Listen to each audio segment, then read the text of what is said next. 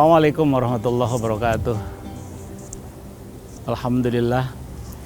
Salatu wassalamu ala rasulillah wa ala alihi washabihi wa mawalah. Asyhadu an la ilaha illallah, asyhadu anna Muhammadan abduhu wa rasuluh, la nabiyya ba'dah. Faqad qala Allah ta'ala a'udzu billahi as-sami'il alim minasyaitonir rajim. Wa minan nas may yu'jibuka qawluhu fil hayatid dunya wa yushhidullahu ala ma fi qalbihi wa huwa aladul hisam. Al-ayah. Shadaqallahul adzim. Pemirsa El Sinta yang berbahagia dimanapun Anda berada, kiranya sejenak sedikit kita berbincang, ngobrol, cerita. Harapan kita ada satu cerahan batin, mudah-mudahan bisa bermanfaat. Kalau kita ini kan diibaratkan HP atau handphone. Kalau handphonenya bagus itu biasanya rebutan orang. Tapi ketika tidak ada pulsanya, itu kurang bermanfaat. Walaupun mungkin HP-nya tidak terlalu mahal, sederhana, tapi isinya atau pulsanya banyak sekali, itu biasanya bisa untuk bermacam-macam. Manfaatnya sungguh luar biasa. Manusia mungkin dilihat dari mungkin aksesoris, pakaian dan sebagainya, mungkin kelihatan keren, tapi tidak tahu hati manusia, atau sebaliknya sederhana gitu, pakaian sederhana dan sebagainya, tapi banyak manfaat. Karena manfaat itu bukan hanya dilihat oleh orang, tapi bisa dirasakan dan diiyahkan oleh orang banyak, dan manfaat itu adalah urusan yang gaib. Pemirsa El Sinta yang berbahagia, kami ingin berbincang tentang menghormati ulama dan menghargai ulama. Ada satu keterangan yang mengingatkan kepada kita, kata Nabi, man ahabbal ulama faqad ahabbal anbiya. Siapa yang cinta sama ulama, berarti dia mencintai ulama. Karena ulama adalah pintu hidayah. Kalau udah pintu hidayah adalah membuka jalan ke jalan yang diridhoi oleh Yang Maha Kuasa. Maka hadis mengingatkan cinta ulama itu adalah bukan hanya sesuatu yang dibanggakan, tapi bukan hanya dihormati. Kita bisa melaksanakan dengan sebaiknya. Karena isi dari ulama tersebut pasti akan keluar ucapan-ucapan atau kata-kata yang bermakna, ucapan-ucapan atau dari lisannya yang brilian, sehingga di masyarakat sangat banyak manfaatnya. Maka kata Nabi, man ahabbal ulama, siapa yang cinta ulama berarti dia cinta kepada Nabi. Wa man ahabbal anbiya, dan siapa yang cinta kepada Nabi, faqad ahabballah, dan dia cinta kepada Allah. Wa man ahabballah dakhalal jannah, siapa yang cinta kepada Allah pasti diselamatkan tempatnya di dalam surganya Allah Subhanahu wa taala. Pemirsa El Sinta yang berbahagia, kita cerita tentang cinta. Manusia kalau masih ada rasa cinta, bukan hanya kepada ulama, kepada manusia biasa, itu penghargaannya sungguh luar biasa. Pasti penghargaan itu kepada manusia akan diingat oleh orang. Ketika seseorang mungkin cintanya sederhana sekali, ya, karena dia dekat, sering ngobrol dan sebagainya, dan kesannya setelah ngobrol, setelah cerita itu berkesan, banyak makna yang diambil oleh yang mendengarkan, pasti akan dikenang selama dia masih ingat. Itulah kehidupan dalam beragam selama kehidupan ini memang berlangsung. Nah, cinta ulama itu adalah ada faktor yang membuat kita bisa lurus kalau kita mau mengikuti ajaran yang disampaikan. Tapi memang ada kriteria ulama itu sampai dibagi gitu ya, kriteria ulama itu. Tapi yang jelas ulama itu adalah pintu yang memang harus diikuti oleh kita. Karena Nabi menyampaikan al ulama warasatul anbiya. Ulama adalah generasi atau penerus para nabi. Setiap nabi pasti ada penerusnya. Tanpa penerusnya mungkin dalam rangka beribadah kepada Yang Maha Kuasa itu terputus. Maka setiap nabi lahir atau ke muka bumi ini pasti ada penerusnya. Nah, ulama adalah generasi penerus Nabi. Kalau udah generasi penerus Nabi, berarti manusia penuh dengan hikmah, penuh dengan hidayah, penuh dengan jalan untuk menuju yang terbaik, yaitu ridhonya Allah Subhanahu wa Ta'ala.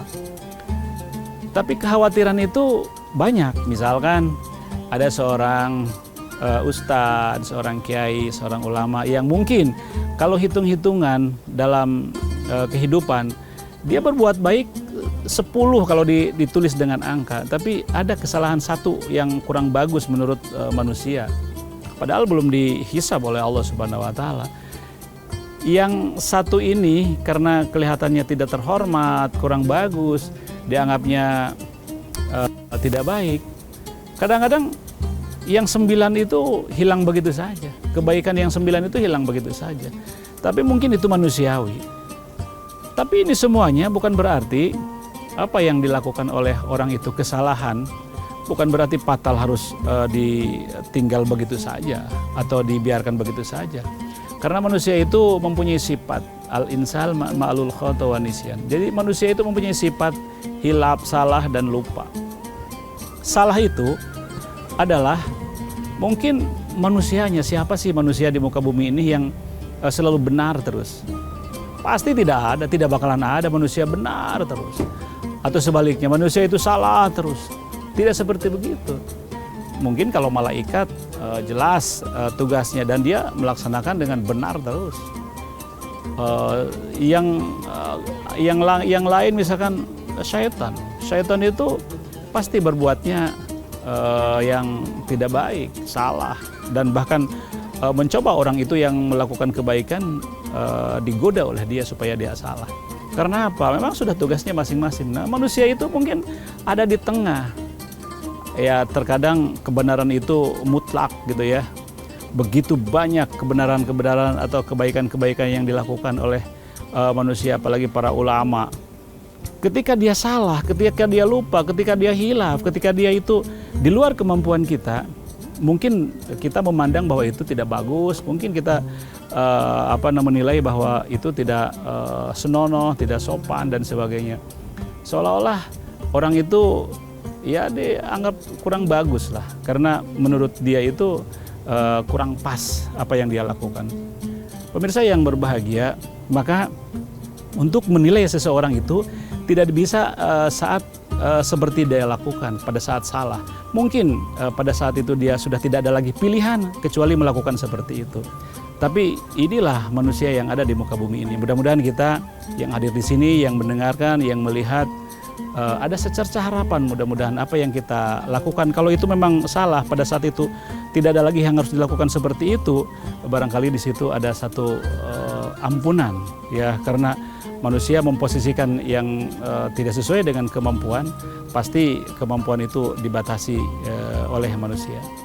Pemirsa yang berbahagia, kita teruskan setelah jeda berikut ini.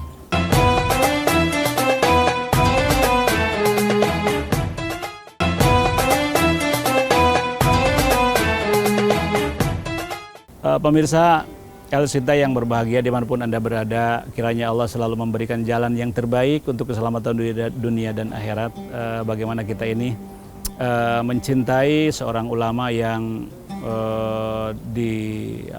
dibanggakan oleh penganutnya, bukan malah kita benci. Maka kalau kebencian terhadap ulama, kekhawatiran kita adalah tidak mendapatkan hidayah. Karena saya katakan di awal bahwa ulama itu adalah pintu hidayah. Kalau sudah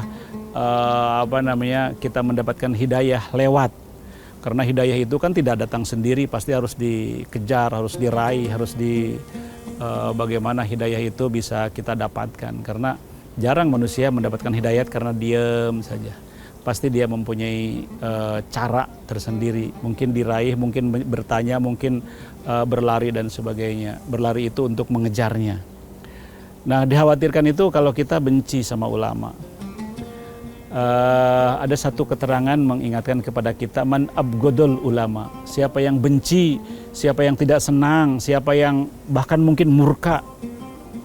Mungkin kita melihat sudah tidak ada apa-apa lagi gitu ya yang dilihat dari orang tersebut, maka kebencian itu bukan hanya nampak tapi melakukan di luar nalar.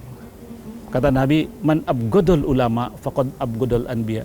Benci sama ulama berarti benci sama Nabi. Ini jelas keterangannya. Waman abgodol anbiya faqad abgodallah. Dan siapa yang benci kepada Nabi berarti dia benci kepada Allah. Waman abgodallah dakhalan nar. Dan siapa yang benci kepada Allah, kekhawatiran kita itu pasti banyak tempatnya di dalam neraka. Pemirsa El Sinta yang berbahagia, baik dan tidak baik adalah proses dalam kehidupan kita, bagaimana pendekatan hati kita dengan Allah dan orang yang kita benci. Kalau orang atau kalau kita membenci seseorang, biasanya ada alasan. Alasan itu kadang-kadang klasik, sedikit, tapi kadang-kadang maknanya luas sekali. Misal karena kita sayang sama anak, sayang sama cucu, anak kita atau cucu kita misalkan nangis karena dijitak orang. Kita kan tidak ada urusan dengan orang yang ngejitak, tapi karena kita sayang sama adik, sama anak, sama cucu, sama saudara, kita kadang-kadang marah sama yang ngejitaknya.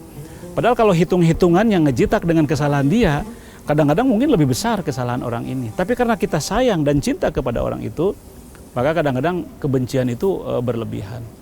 Maka kebencian itu sebenarnya kita harus banyak menahan. Wal kadhiminal ghaidh, kata Allah. Menahan amarah. Menahan amarah itu ada satu perintah di dalam surat 3 ayat 133-34 itu sebenarnya harus ditahan itu amarah. Ketika kita mau melakukan sesuatu, mau ngejitak gitu ya kepada orang, mau nempeleng sama orang, kesalahannya sesuai enggak sih gitu. Kalau hanya sedikit kesalahannya, kecuali kalau sudah berkali-kali sudah tidak bisa ditahan lagi ya, mungkin diingatkan ya, dijiwir lah, ya, dijewer gitu telinganya supaya mereka itu insaf. Kalau masih tidak, ya mungkin ada cara lain gitu ya. Karena terus terang saja, kadang-kadang kebencian itu juga bukan karena itu, karena hal yang lain. Misalkan seseorang misalkan ya menghutang atau meminjam uang atau meminjam apa saja, janji. Memang kalau janji itu kata Allah al-wadudain, kata Nabi al-wadudain, janji itu hutang, ya hutang itu harus dibayar. Allah katakan ya ayyuhalladzina amanu aufu bil uqud. Jadi harus ditepati sesuai dengan pembicaraan. Pada saat pembicaraan hutang itu akan dibayar tanggal segitu, harus dibayar kita tanggal segitu. Kalau misalkan tidak ada atau belum ada, kita harus ngomong lagi. Itu etika dalam meminjam. Khawatir itu menjadi dosa yang tadinya kebaikannya itu sudah bagus karena seseorang meminjamkan itu kan perbuatan yang baik. Tapi ketika feedbacknya kurang bagus, maka bukan jadi kebaikan, malah jadi hal-hal yang di luar nalar kita, kebencian, bahkan yang terjadi, banyak yang terjadi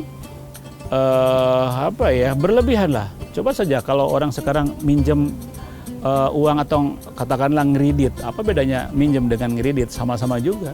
Ketika belum terbayar atau tidak bayar sebulan 2 bulan, yang terjadi kan diambil barangnya dan sebagainya. Padahal itu kalau lihat keterangannya tidak ada seperti begitu, harus diambil barangnya. Kenapa? Karena kebencian. Kebenciannya apa? Tidak bisa membayar saat itu. Oleh karenanya kata Allah, kalau marah itu ya dibatasi lah. Kata Allah wal kadhiminal ghaidh, tahan amarah, tahan emosi. Namanya tahan itu kita jangan dulu melakukan sesuatu. Apa sih yang harus dilakukan supaya dia tidak melakukan seperti itu?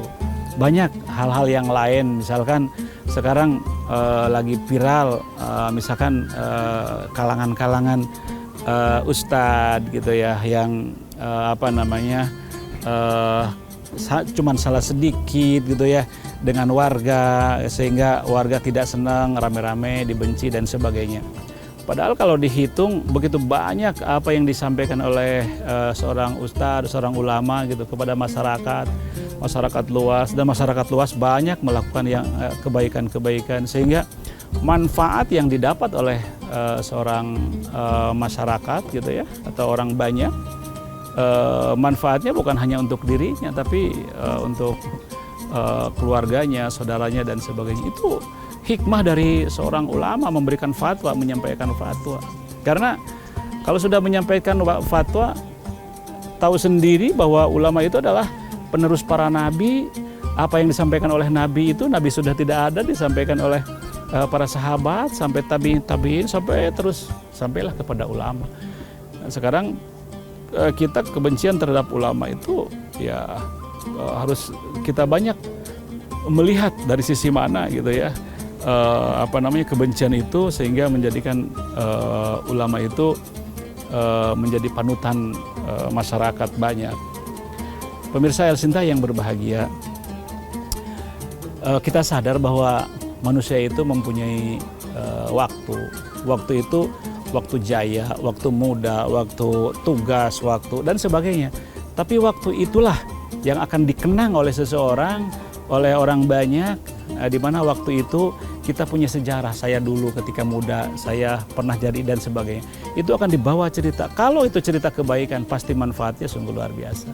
Oleh karenanya saya mengharap kepada pemirsa, teman-teman semuanya, mari kita cintai ulama, cintai ustadz, cintai orang-orang yang menyampaikan fatwa, kiranya banyak manfaatnya untuk kita.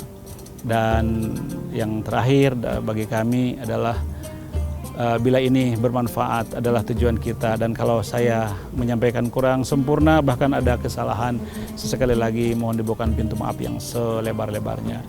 Hadanallahu wa iyyakum ajmain. Assalamualaikum warahmatullahi wabarakatuh.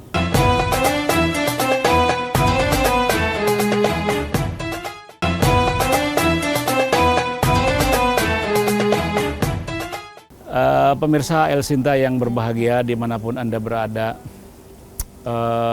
manusia itu tidak terlepas dari hilap dan salah, dan kesalahan itu terkadang banyak diulang-ulang ya. Mungkin termasuk kita kali ya, karena kalau kita semuanya dibuka oleh Yang Maha Kuasa kesalahan, mungkin kita malu. Tapi pada saat kita menyalahkan seseorang dan kita posisi tidak salah, sepertinya kita benar banget gitu, benar sekali. Dan inilah manusia. Nah, kita sebagai manusia atau sebagai masyarakat awam, kalau memang menilai kepada seseorang itu ya bagaimana caranya supaya semuanya tidak menjadi permasalahan yang panjang. Kalau kita mau mencontoh kepada seorang ulama gitu ya, seorang ustadz, seorang kiai, habaib atau yang lainnya, kalau memang ada yang kurang pas, ada yang kurang cocok, ada yang kurang sempurna, maka ketidaksempurnaan itu sebagai manusia kita bisa memilah dan memilih. Kalau ketidaksempurnaan ini menjadi pilihan kita, kan kita tinggal melihat siapa sih yang pantas dijadikan contoh. Kan begini nih, ada orang yang ada orang yang tukang bohong di zamannya, dan mereka saat itu minta tolong gitu ya, tolong saya mau dimakan serigala gitu ya. Orang-orang pada keluar, nggak taunya pada keluar, ya gue bohongin tuh, pada keluar. Akhirnya orang udah tahu, nah, lagian mau dibohongin gitu. Nah satu saat dia memang bener gitu ya, bener serigala itu merontak-rontak, merobek-robek mukanya. Dia minta tolong.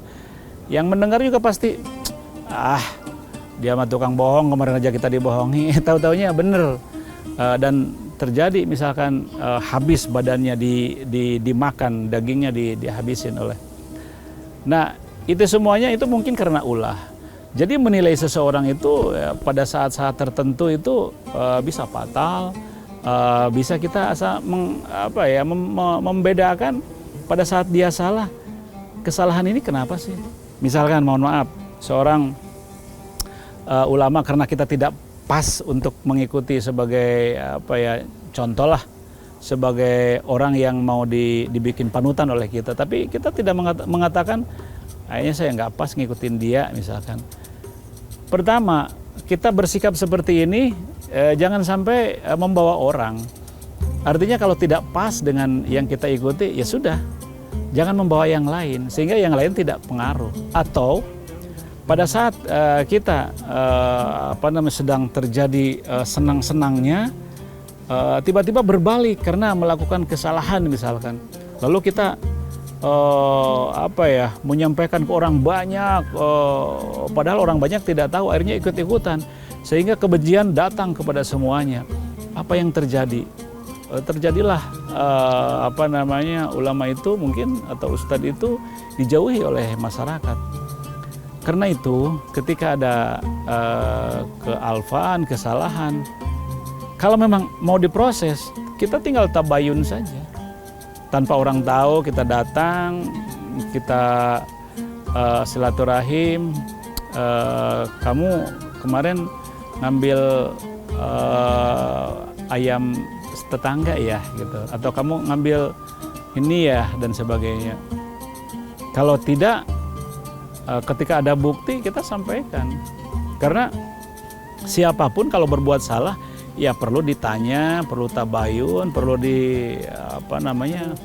kalau kita mungkin bahasanya mungkin di proses gitu ya, tapi mungkin bahasa proses itu seperti kesalahan fatal sekali gitu. Karena kalau masalah salah dan tidak salah di dunia ini tergantung, yang tahu itu adalah yang Maha Kuasa. Tapi kalau yang Maha Kuasa memaafkan, mengampuni atas kehilapan dan kesalahannya, di hadapan yang Maha Kuasa mungkin bebas, tapi di hadapan manusia belum gitu. Karena apalagi di kita negara hukum ya pasti diproses secara hukum. Tapi oke lah, nggak jadi masalah, proses itu dijalankan. Yang menjadi masalah bagaimana kita ini selalu tabayun kepada yang menurut kita atau menurut orang banyak itu salah ya, atau tidak sesuai dengan yang dilakukan, maka kita perlu bertanya. Mungkin dia karena kepepet, saya ngambil ayam ini saya benar tidak ada lagi makanan yang harus saya makan, minta ke saudara tidak ada yang ngasih, saya cuma bisanya nyolong, mau bilang apa kita? Siapa yang disalahkan? Berarti orang yang tahu dan dia mampu memberi, dia tidak memberi. Itu yang disalahkan. Udah tahu orang ini tidak punya apa-apa, anaknya banyak, mungkin keluarganya tidak ada yang peduli gitu, karena sama-sama orang saudaranya juga mungkin saat tidak punya, akhirnya terpaksa dia mengambil ayam, misalkan ayam orang, karena tidak ada lagi yang dimakan untuk mempertahankan supaya hidup dalam perjalanan ini. Maka saat itu ketangkap, diambil, diproses, ya siapa yang disalahkan saat itu? Maka di kesempatan ini untuk memberikan solusi khususnya kepada masyarakat terhadap seorang figur, seorang yang dibikin contoh, dibuat tauladan. Kalau berbuat dia tidak sesuai atau salah, maka kita sebagai manusia yang beriman kepada Yang Maha Kuasa, bahkan banyak ilmu-ilmu yang dia sampaikan yang benar, yang ikhlas, tapi kadang-kadang kita juga tidak peduli terhadap hal-hal yang seperti ini. Maka dari itu berikan yang terbaik. Kalau memang dia salah, berikan kita yang terbaik untuk melakukan kebaikan-kebaikan, dan jadikanlah kita sebagai manusia yang baik jadi panutan mereka. Kan panutan itu tidak hanya ustadz saja, orang baik, orang biasa saja kalau dia baik jadi panutan, melaksanakan perintah Yang Maha Kuasa, tidak ada paksaan, dijadikan panutan, kan bisa-bisa aja. Mari kita bersama-sama merenung kembali kesalahan yang dilakukan. Semoga Allah selalu memaafkan kita dengan kebaikan-kebaikan yang dilakukan oleh kita, dan mudah-mudahan bermanfaat untuk kita semuanya. Walakum minkum, assalamualaikum warahmatullahi wabarakatuh.